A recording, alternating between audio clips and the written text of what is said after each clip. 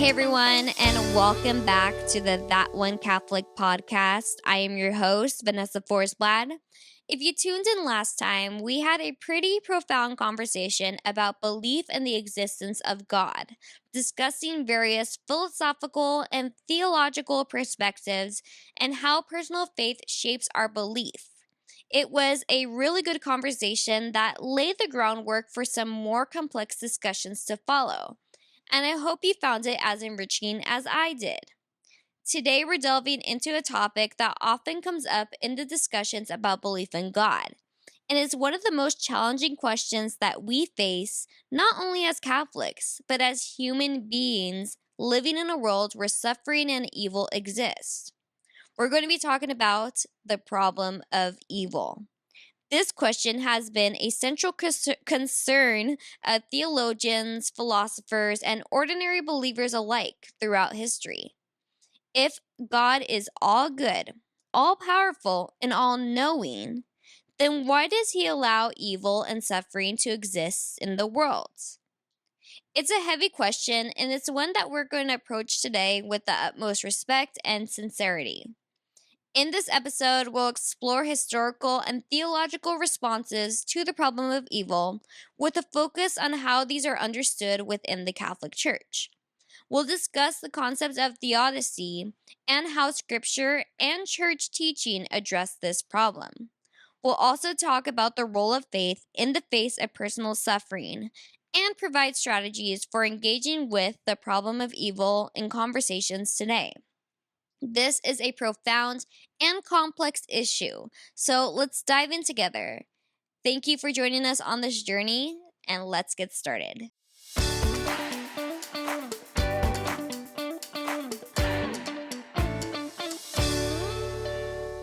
The problem of evil, as it's often referred to in theological and philosophical discussions, is a question that arises from the apparent contradiction between the existence of an omnipotent, omniscient, and omnibenevolent God, and the presence of evil and suffering in the world.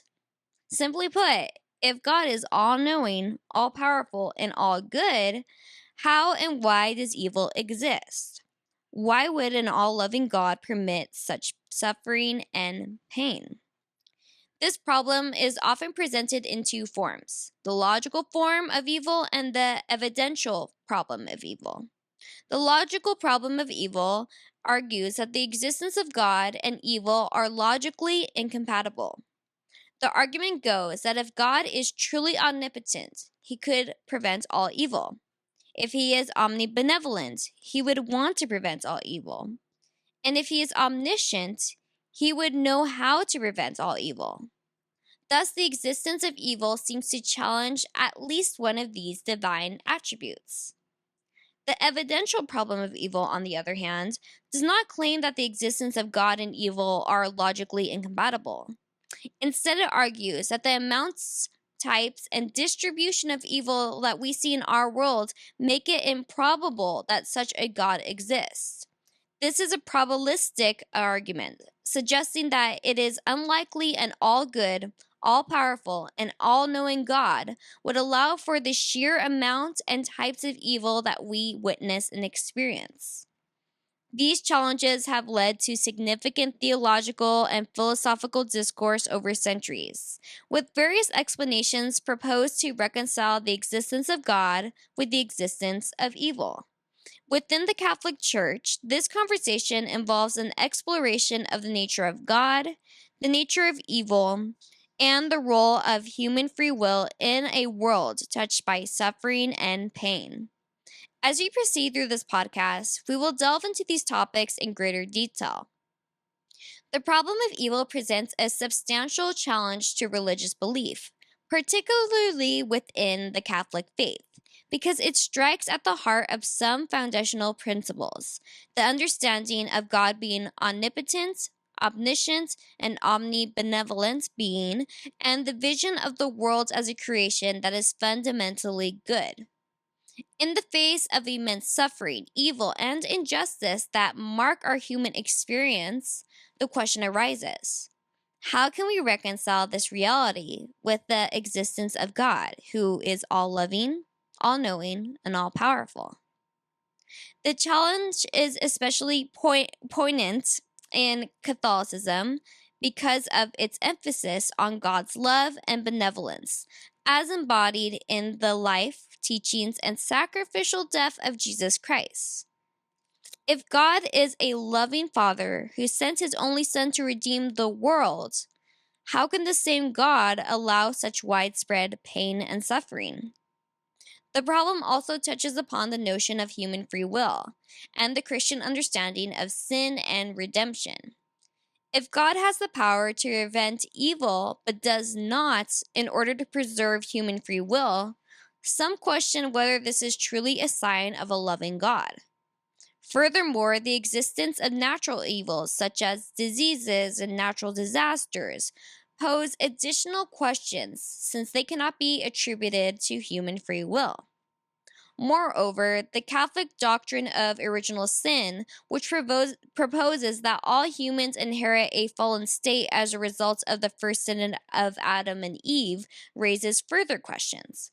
Why would an all loving God allow the sins of the first humans to impact the rest of humanity? Therefore, the problem of evil asks profound questions about God's nature, the nature of the world, and humanity's place within the framework. These are not easy questions to answer, and they require careful and nuanced exploration of Catholic theology and philosophy. The responses to the problem of evil have varied throughout history, and many of these responses have been shaped by the philosophical and theological perspectives of different eras and cultures. The ancient Greeks, for example, dealt with the problem of evil in part by positing a pantheon of gods who were powerful but not morally perfect.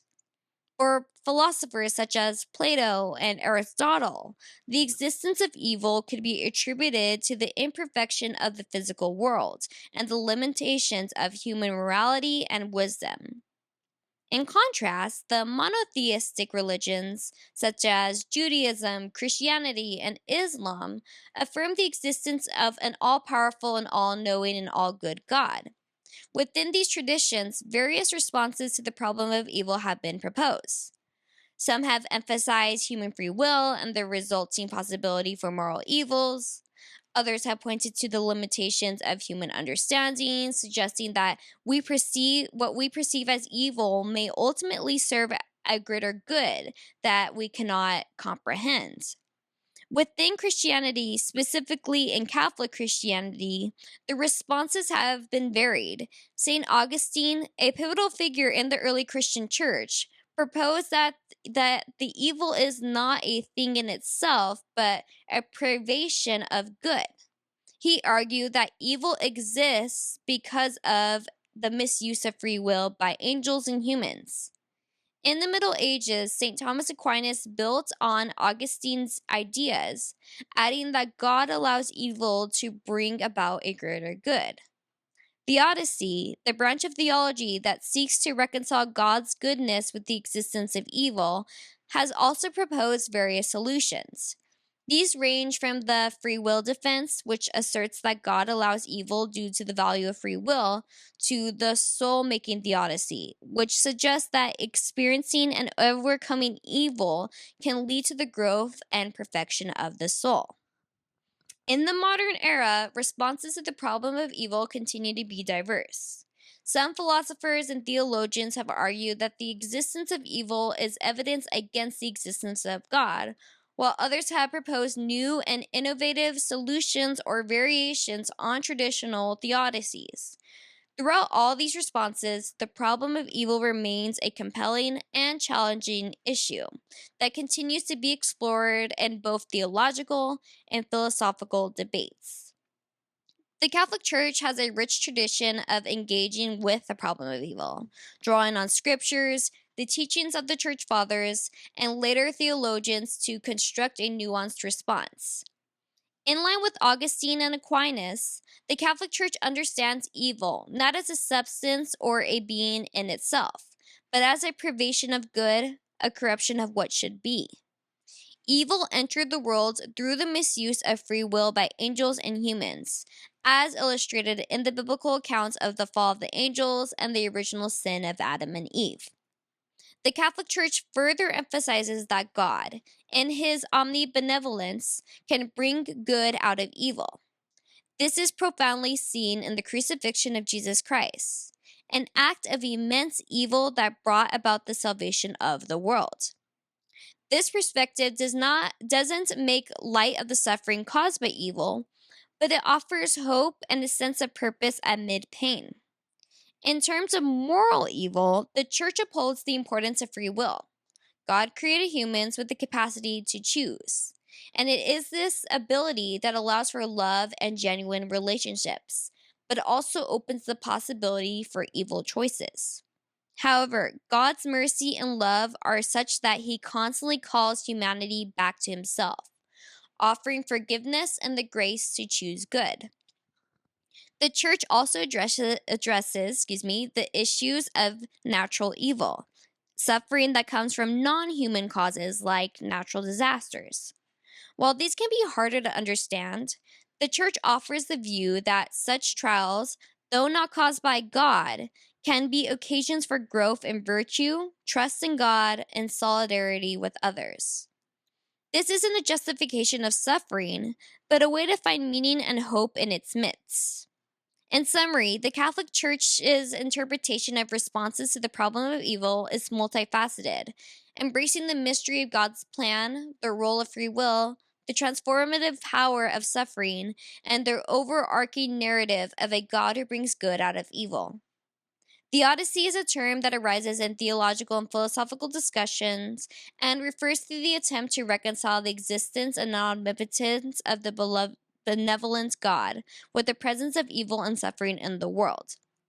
The word itself is derived from the Greek words theos, meaning God, and I don't know how to pronounce the ending of the word, meaning justice. Hence, theodicy is essentially about justifying God's goodness despite the apparent contradiction presented by the reality of evil.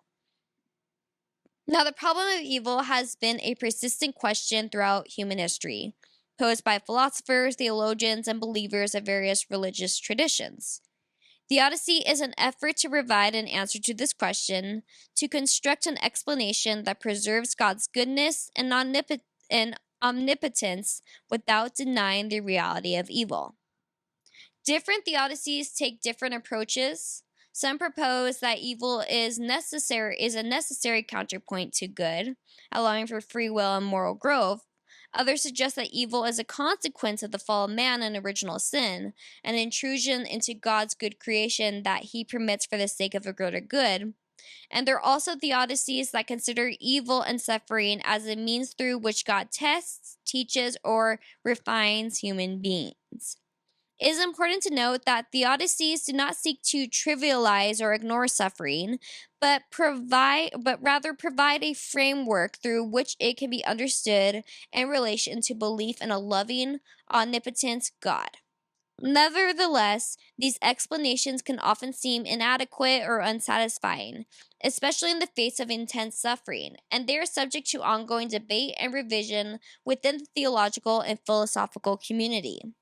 The Catholic Church, while acknowledging the value of these attempts to understand the problem of evil, also emphasizes the role of the mystery and faith when grappling with these challenging issues.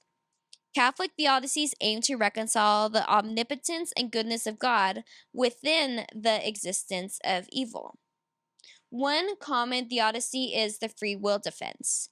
So, this theodicy posits that God, in his goodness and love, bestowed humans with free will, allowing them the ability to choose between good and evil. God did not create evil, but evil is the result of humans' misuse of their free will. This concept, like mentioned before, can be traced back to St. Augustine of Hippo, and he asserts that without free will, the capacity for love, morality, and personal growth would be null, and life would be devoid of meaning.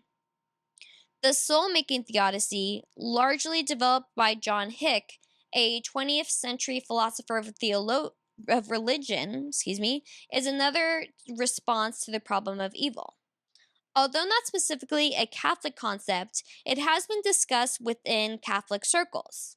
This perspective suggests that experiencing challenges and adversities, including evil and suffering, is essential for spiritual growth and moral growth. In this view, life is kind of a soul making or a character building process. Evil then can be seen as not as a failure of God's goodness, but as a necessary element in God's plan for human development. There are other theodicies within Catholic tradition, and one of them is the theological theodicy, which suggests that all suffering and evil will be redeemed and compensated in the afterlife. This view holds that the justice of God may not always be apparent in this life, but it will ultimately be fulfilled in eternity. It's important to remember that these are attempts to explain the coexistence of God and evil, and they don't solve the problem of evil. They are aids to understanding and should be approached with humility, recognizing that the full nature of God and the mystery of evil are beyond complete human comprehension. These theodicies are also not meant to be a downplay or dismiss the serious and profound suffering that people experience. The Bible, particularly in the Old Testament, provides numerous responses to the problem of evil, often presenting this issue as an intimate part of the human relationship with God. One of the most renowned biblical responses comes from the book of Job. Job, a righteous man, experiences profound suffering, prompting him to question God's justice. The answer that Job receives is not a straightforward explanation of his suffering. Instead, God reminds Job of his divine wisdom and sovereignty over the universe, which transcends human understanding. The story of Job underscores the mystery of suffering and encourages trust in God's wisdom and justice, even amidst affliction. The Psalms also offer profound insights into dealing with suffering and evil. Many of the Psalms are laments that express grief, anguish, and a sense of abandonment by God.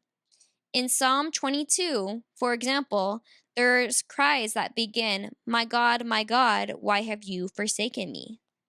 Yet, even in their expressions of despair, the psalmists also affirm their trust in God's faithfulness and justice. The laments in the Psalms illustrate how faith can coexist with questioning and doubt, and how suffering can lead to a deeper relationship with God. In the New Testament, the cross stands as the central response to the problem of evil. The crucifixion of Jesus Christ, an act of profound evil, led to the ultimate good, the salvation of humanity. This paradox illustrates that God can bring good out of evil, a concept known as divine providence. From the perspective of the cross, suffering is not a sign of God's absence, but an opportunity for God's love and grace to be manifest. The resurrection of Jesus also provides hope that evil and death will not have the last word, and that suffering, while deeply painful, is not the end of the story. The Christian faith professes that just as Christ's suffering led to resurrection, so too can human suffering be transformative and redemptive. The official teaching of the Catholic Church on the problem of evil, as outlined in the Catechism, centers around the understanding that God's omnipotence is experienced or exercised in a loving freedom. God freely chose to create a world in a state of journeying towards its ultimate perfection. In this state, God has allowed certain events, including physical evil like illness or natural disasters, and moral evil such as human sin, to occur. The Catechism of the Catholic Church, paragraph 309, acknowledges the paradoxical nature of the problem of evil, affirming that no quick answer will suffice. Instead, the focus is on the unfathomable ways of divine providence, which can bring good from the consequences of evil. It is within this mystery of providence that the Church situates its response to the problem of evil. Regarding moral evil or sin, the church teaches that God has respected the freedom of his creatures in the Catechism of the Catholic Church, paragraph 311, thus allowing the potential for evil. But he has not left us in the power of such evil. Christ's passion, death, and resurrection conquered sin and its consequences, promising us a path of salvation. The Catechism in paragraph 310 also underlines that God allows evil in the world to draw forth some greater good. And the ultimate good that God has brought from evil, sin, and death is the glory of Christ's resurrection, which opens the way to new life. Thus, the church officials Thus, the church's official teaching on the problem of evil is one of hope and faith, while acknowledging the reality and profound impact of evil. It emphasizes God's redemptive power, mercy, and profound love for humanity, which will ultimately lead the world towards its final perfection. In many instances, personal experiences of suffering are where the problem of evil hits home most deeply. Theoretical discussions can seem distant until we, or those we love, are confronted with profound suffering, and we find ourselves asking, why? Firstly, it's important to note that the Catholic Church acknowledges and validates these experiences of suffering. Catholic theology does not shy away from suffering, but instead faces it head on, as exemplified most profoundly in the crucifixion of Christ. The Church teaches that suffering is a mystery, and while it can seem overwhelming, it is not meaningless. The Catholic Church offers the perspective of redemptive suffering, which means that suffering can be given meaning and purpose. This is a difficult concept, particularly in the midst of personal pain, but it can also offer a profound source of hope. It's rooted in the belief that Christ's suffering was redemptive, and as followers of Christ, we're invited to unite our own sufferings to his for the sake of others. In personal experiences of suffering, it is also important to remember the importance of the community. The church teaches that we should bear one another's burdens, offering support, love, and care to those who suffer. Additionally, the sacraments, particularly in the anointing of the sick and in the Eucharist, offer grace and strength in times of suffering. Finally, while suffering can challenge our faith, it can also deepen it. In wrestling with the problem of evil and seeking answers to our questions, we may discover a deeper reliance on God and a stronger belief in his love and goodness, even amidst the pain. As Catholics, we trust in the hope of resurrection, the ultimate triumph of good over evil, and the promise of eternal life, where every tear will be wiped away, or tear will be wiped away. Faith plays an integral role when dealing with the suffering of evil.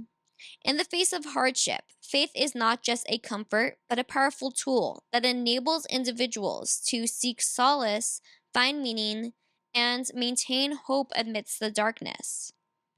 Faith, from a Catholic perspective, offers a profound understanding of the reality of suffering, rooted in the life, death, and resurrection of Jesus Christ. The faith acknowledges the existence of suffering while simultaneously providing the promise of redemption and transformation. It's in the crucifixion, the ultimate act of the innocent suffering, that Christians find God's definitive response to evil in the world. But it doesn't end there, for the story of Jesus because the story of Jesus leads to the resurrection, which is a testament to the ultimate triumph of good over evil, love over hate, and life over death.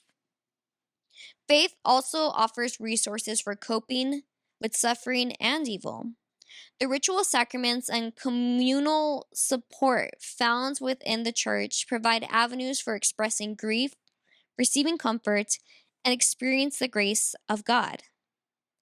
Faith communities can provide practical and emotional support and worship together, which allows for the sharing of burdens and the mutual strengthening of hope. Furthermore, faith allows for a relationship with God wherein individuals can express their doubts, fears, and anger openly. It creates a space for lament, as seen in the Psalms and in the book of Job, and this honestly could be healing. At the same time, faith invites individuals to listen, to seek God's presence and action, even amidst of suffering. Lastly, faith in the Catholic context encourages a perspective of hope. Despite the existence of evil and suffering, Catholics trust in the promise of eternal life and a future reconciliation and restoration of all creation.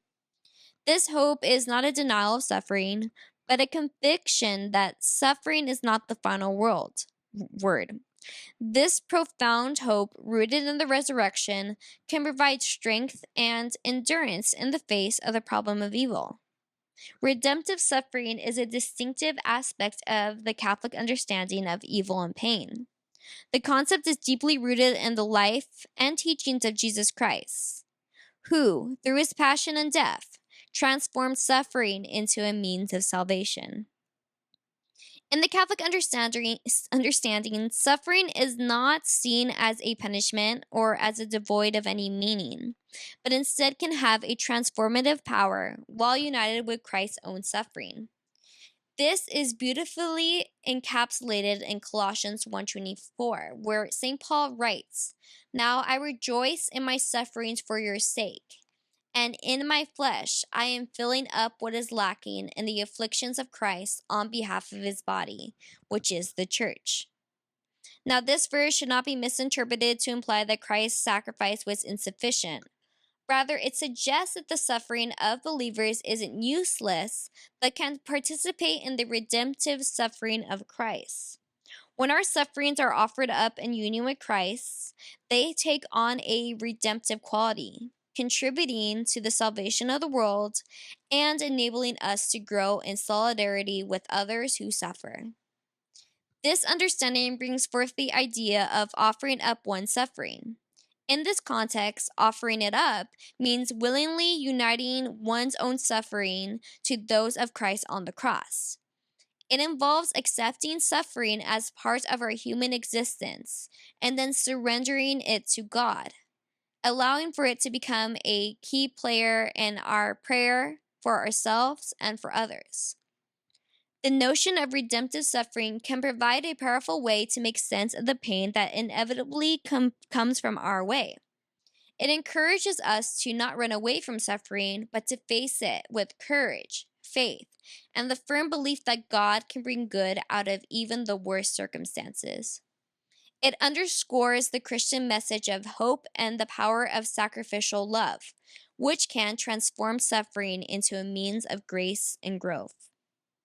When engaging in dialogues about the problem of evil with non believers or those struggling with their faith, it's crucial to approach the conversation with empathy, understanding, and respect. The problem of evil is not merely an abstract philosophical issue, but it is often deeply personal, connected to experiences of pain, loss, and suffering. Recognize that this conversation may be emotionally charged and that patience and listening skills are key to a successful discussion. Start by acknowledging the seriousness of the problem of evil and its impact on faith. This demonstrates understanding and shows that you're not dismissing the issue lightly. Explain that it's a question that theologians and philosophers, both believers and non believers, have grappled with for centuries. Next, clearly lay out the understanding or the Catholic understanding of God, emphasizing God's goodness and not omnipotence, and explain how these qualities not negate since evil. Discuss the concept of free will and explain that God has gifted humanity with freedom, even if that freedom is sometimes used to cause harm. This can lead to an exploration of moral evil. The conversation could also include a discussion about natural evils.